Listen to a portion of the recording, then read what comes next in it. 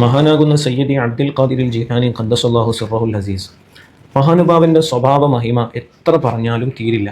അവിടുന്ന് കാരുണ്യത്തിൻ്റെ കടലാണ് എന്ന് നമുക്ക് വേണമെങ്കിൽ പറയാം. ഒരിക്കൽ മഹാനാകുന്ന അബുൽ അബ്ബാസ് മുഹമ്മദ് ബിനുൽ ഖാദിർ അൽ ഹുസൈൻ റഹ്മത്തുള്ളാഹി അലൈഹി റിപ്പോർട്ട് ചെയ്യുന്നതായി കാണാം. ഒരിക്കൽ സയ്യിദ് അവറുകളുടെ അടുത്ത് ഒരാൾ വല്ലാതെ മനസ്സ് പൊട്ടിയ നിലക്ക് ഓടി വരികയാണ്. എന്നിട്ട് സയ്യിദ് അവറുകളോട് വിഷമം എന്ന് പറയുന്നു, ഓ സയ്യിദ് അവർകളെ, ഞാനിപ്പോൾ വരുന്നത് കടൽക്കരയിൽ നിന്നാണ്. കപ്പൽ യാത്ര എനിക്ക് വളരെ ആവശ്യമായൊരു സമയമായിരുന്നു. എൻ്റെ കയ്യിൽ നയാ പൈസ ഇല്ല. ആ അവസ്ഥയിൽ ഞാൻ മല്ലാഹിനോട്, കപ്പിത്താനിനോട് എന്നെ ഒന്ന് കയറ്റാമോ, ഒന്ന് എൻ്റെ ഡെസ്റ്റിനേഷനിൽ എന്നെ ഒന്ന് ഇറക്കാമോ എന്ന ചോദ്യം അദ്ദേഹത്തോട് ചോദിച്ചെങ്കിലും എന്നെ അദ്ദേഹം ആട്ടി ഓടിക്കുകയാണ് ഉണ്ടായത്. ഞാൻ വലിയ വിഷമത്തിലാണ് സയ്യിദ് അവർകളെ എന്ന് ആ വന്ന അപരിചിതനായ മനുഷ്യൻ സയ്യിദ് അവർകളോട് സങ്കടം പറഞ്ഞു.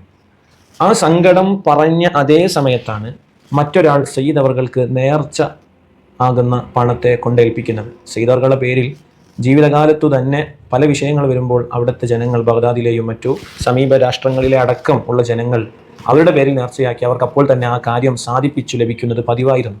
അങ്ങനെ വന്ന ഒരു നേർച്ചപ്പണവുമായി വന്ന ഒരു വ്യക്തി ഒരു കിഴി നിറയെ സ്വർണ്ണ ദീനാറുകളുമായിട്ടാണ് കടന്നു വരുന്നത്.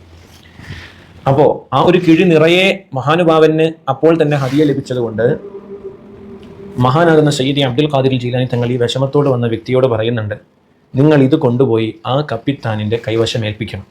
എന്നിട്ട് അദ്ദേഹത്തോട് നിങ്ങൾ പറയണം, ഇനി ആര് വന്ന് ഇതേപോലെയുള്ള ഒരവസ്ഥയിൽ സഹായം തേടിയാലും അദ്ദേഹത്തിന് ഒരാൾക്ക് യാത്ര ചെയ്യാൻ 1 ദീനാറൊക്കെ മതിയല്ലോ, അല്ലെങ്കിൽ 10 ദീനാർ കൂട്ടിക്കോളി.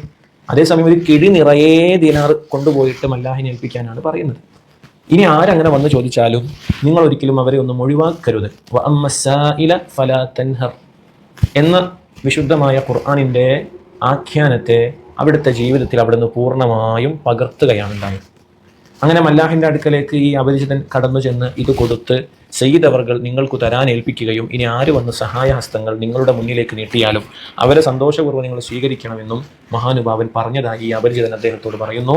അദ്ദേഹം അവിടുത്തെ കാരുണ്യ കടലിൻ്റെ അവിശാലത കണ്ട് അമ്പരന്നു പോയി എന്നാണ് ചരിത്രം. അള്ളാഹു നമുക്കും റഹ്മത്തുള്ള ഖൽബ് അള്ളാഹു നമുക്ക് ധാരാളമായി അള്ളാഹു വീണ്ടും വീണ്ടും വർദ്ധിപ്പിച്ചു തരുമാറാകട്ടെ. അസ്സലാമു അലൈക്കും വറഹ്മത്തുള്ളാഹി.